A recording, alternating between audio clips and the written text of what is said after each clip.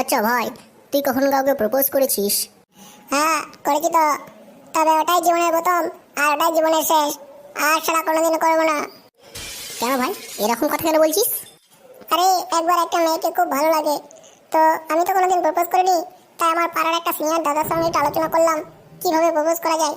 তো দাদাটা আমাকে বললো, মেয়েটাকে ইমপ্রেস করার জন্য তোকে গিয়ে বলতে হবে যে তোমার ওই মনে আমার একটু জায়গা হবে। আচ্ছা, তারপর? আরে তারপর আর কি, আমি ভাবলাম এইরকম কথা তো সবাই বলে, তো আমি একটু এক্সট্রা পাকামো করে অন্যরকম ভাবে বলতে গেলাম। তো আমি বললাম যে আচ্ছা, তোমার ওই বুকের মাঝখানে আমার একটু জায়গা হবে। এইটা শুনে শালা জুতো খুলে এমন কেলান কেলালো রে, কি বলবো।